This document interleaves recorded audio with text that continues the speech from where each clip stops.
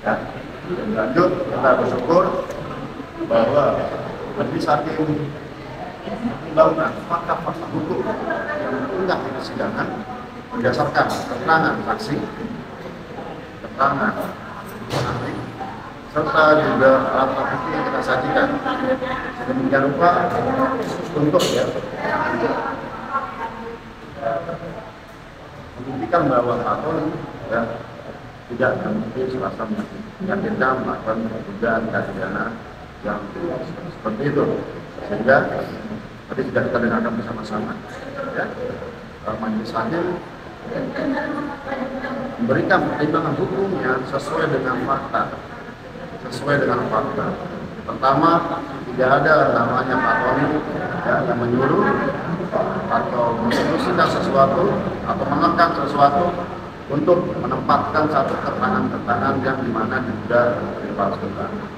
Dua, dapat dibuktikan juga yang paling penting adalah produk yang terbit dari DPR tersebut adalah produk yang senyatanya tidak ada perubahan, baik dari nama, luas, bentuk, dan apapun juga yang tercantum sebelumnya. Sehingga dengan demikian unsur yang menempatkan keterangan palsu atau menyuruh atau menggunakan keterangan palsu tersebut tidak dapat dibuktikan. Yang tadi majelis hakim memberikan satu keputusan yang menurut teman kami yang sangat seadil-adilnya. Ini adalah titik poin di mana perjalanan Pak Tony yang kami sampaikan dalam baik dalam pembelaan maupun dalam bukti. Ini adalah pembelaan, ini adalah perjalanan perjuangan melawan mafia tanah seperti itu, di mana sedemikian rupa hak-haknya yang sudah melekat atas pemilikan bidang tanah yang dimiliki oleh Pak Tony dan adanya Pak Sugana sedemikian rupa dengan segala macam upaya secara sistematis dan masif membuat agar supaya oknum-oknum tersebut ingin mengambil alih yang selanjutnya terima kasih atas keputusan majelis hakim. Semoga kita semua diberikan kesehatan dan kesejahteraan selalu. Mungkin Pak Tony sampaikan, ada yang mau disampaikan? Satu hal, terima kasih buat khusus terutama kemudian pada legislatif juga ada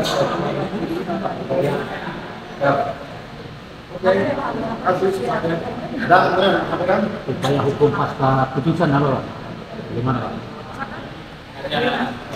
Itu hanya umum. Kalau kami menerima, kalau bisa penegak hukum menyadari tidak melakukan upaya hukum berikutnya. Apa? Karena sangat jelas dan tegas, seperti hukum hakim tidak terdapat unsur-unsur pidana yang tidak keluarkan dan terbukti serasa dan nyata. Dan lagi pula status kepemilikan dari awal SHM tidak pernah dicabut atau dibatalkan oleh PT Jakarta. Begitu juga sengketa perdata menguatkan beliau, bahkan ketika keabsahan keempat SHM, ketiga SHM yang bermasyarakat ini dikuatkan di putusan tata usaha.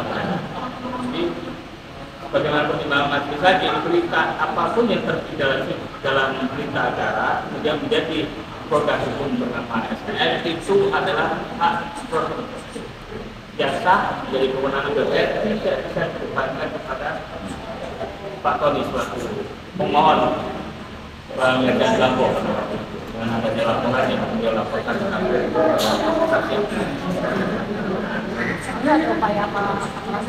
Upaya selanjutnya kita akan melanjutkan upaya-upaya pendataan lainnya, di mana oknum-oknum yang mencoba untuk mengambil alih dengan mengambil mekanisme hukum, seakan-akan dia melakukan gugatan kepada pihak lain akan melibatkan Pak Tony, sehingga akhirnya ada kemungkinan besar mereka akan bisa mendapatkan secara hukum haknya Pak Tony tersebut.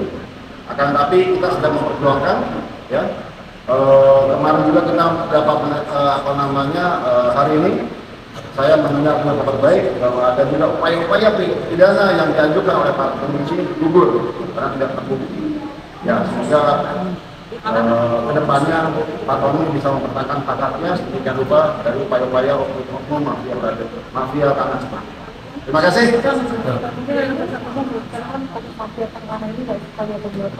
Ya. Baik, terima kasih. Jadi selanjutnya bagi pihak-pihak yang merasa dirugikan, tentunya untuk dapat langsung yang saya sampaikan menguasai secara terus-menerus bidang tanah langsung. Ya. Kenapa? Karena dengan tidak menguasai bidang tanah yang dimiliki, itu akan masuk segala macam yang akan membuka kesempatan, yang akan celah-celah hukum yang diambil oleh pihak-pihak oknum mafia tanah ini. Mungkin juga ada yang sudah menempatkan, tapi berusaha untuk merebut. Tapi tetap pada akhirnya keadilan akan terjawab untuk kalian di para korban. Seperti juga hari ini yang kita saksikan bersama-sama. Oke, thank you. Terima kasih.